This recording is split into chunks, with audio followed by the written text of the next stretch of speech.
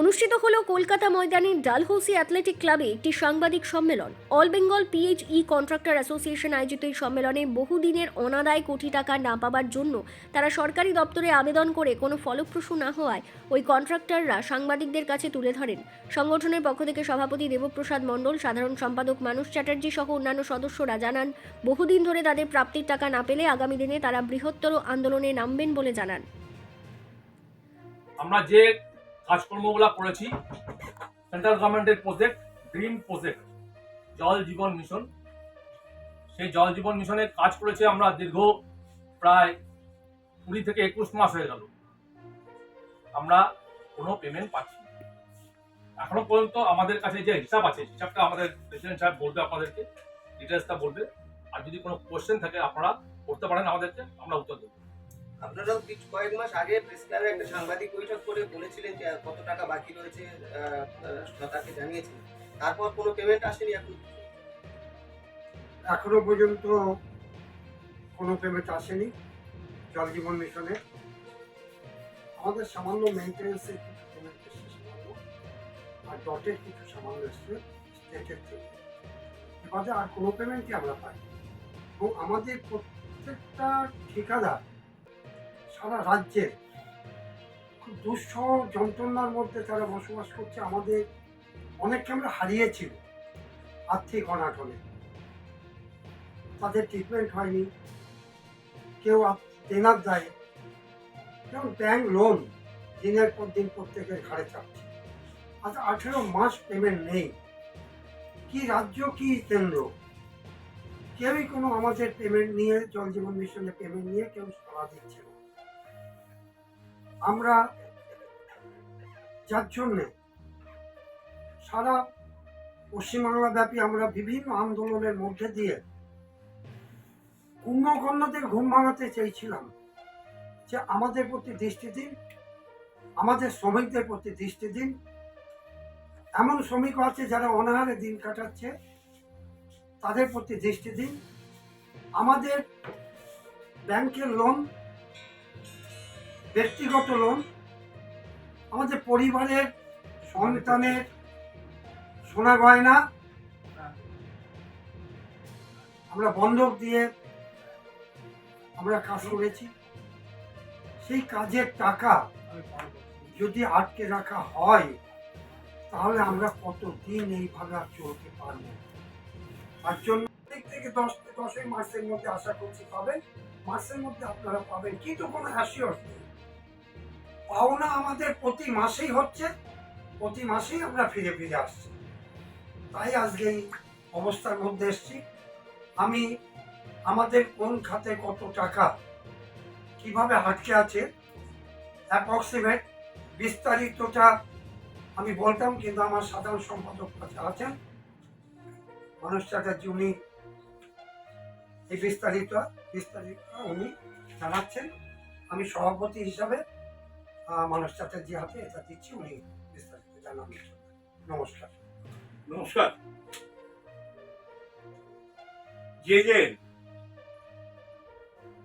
যেটা dream project আমাদের central government, আপনারা হয়তো সকলেই অবগত থাকবেন। প্রথমে এই স্কিমটা, স্কিমটা আমাদের স্টেটে, অনলি আমাদের স্টেটে আমাদের মাননীয় মুখ্যমন্ত্রী জল স্বপ্ন হিসেবে করেছিলেন। তারপর সেটা কনভার্ট হয়ে যায় জল জীবন মিশন। তো এই জল জীবন মিশনে আমাদের দুটো পার্ট আছে। একটা হচ্ছে যেগুলো বিল হয়ে ডিপার্টমেন্টের কাছে আপলোড হয়, সেই এতে দেখা যাচ্ছে রিকুইশন যেটা গেছে আমাদের ডিভিশন থেকে ডিপার্টমেন্টের কাছে, সেটা হচ্ছে 6500 কোটি টাকা। সেকেন্ড হচ্ছে এখনো বিল হয়নি, এখনো বিল হয়েছে হয়তো রিকুইশন হয়নি, সেটা হচ্ছে 2500 কোটি টাকা। সবটাই করছে অ্যাপ্রক্সিমেট, এর থেকে বেশিও হতে পারে।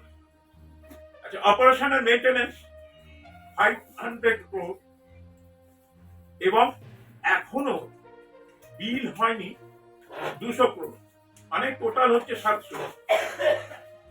ইলেকশন পেমেন্ট না, জল জীবন মিশনের ওভারঅল টোটাল কত বকেয়া আছে অ্যাপ্রক্স? 9000 কোটি অ্যাপ্রক্স।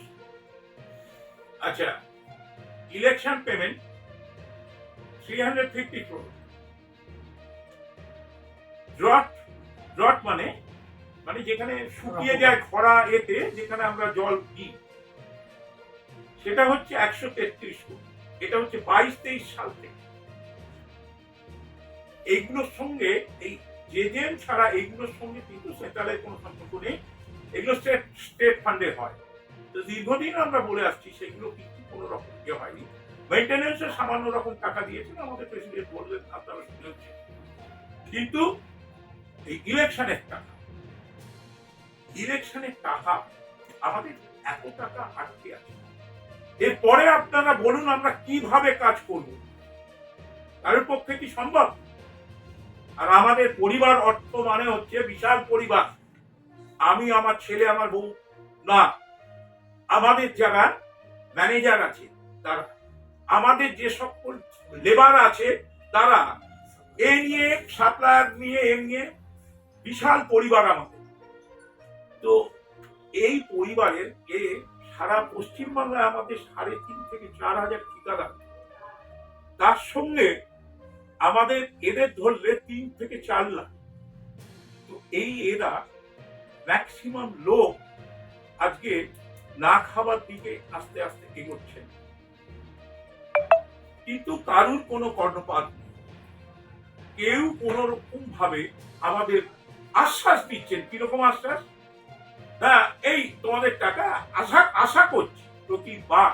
এটা ধরুন আমাদের অক্টোবর মাস থেকে, 24-এর অক্টোবর মাস থেকে আমরা আরম্ভ করেছি। আর এই আজকে স্টিল ওরা দিয়ে যাচ্ছে, আমাদের আশ্বাস বাণী শুনিয়ে যাচ্ছে যে এই মাসের ভেতর আপনাদের দিয়ে কবে যে দেবে ভগবান জানে।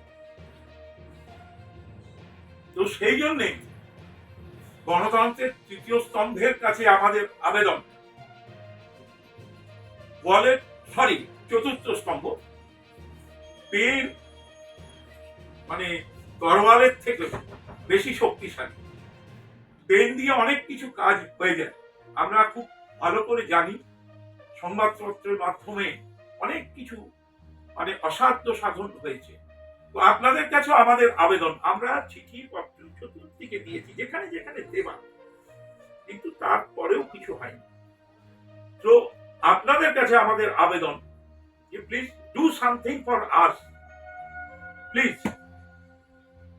চিফ সেক্রেটারিকে দেওয়া হয়েছে, সেন্ট্রাল মিনিস্টারকে দেওয়া হয়েছে, সেন্ট্রালের চিফ সেক্রেটারিকে দেওয়া হয়েছে। গজেন্দ্র সিং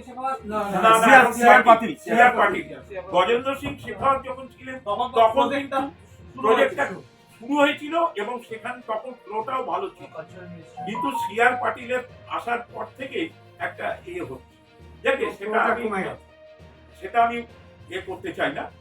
তো ব্যাপারটা হচ্ছে যে এইখানটাইতেই আমাদের খুব অসুবিধা হচ্ছে। আর হচ্ছে যে চাপ আসছে বলছেন, এই যে ভোট এসে গেছে, চাপগুলো কিরকম চাপগুলো আসছে, এই যে 240 কোম্পানি ওদের ইলেকশনের ভোট ঢুকছে, এগুলো ঢুকছে, চাপগুলো কি কমিশন দিচ্ছে আপনাদের?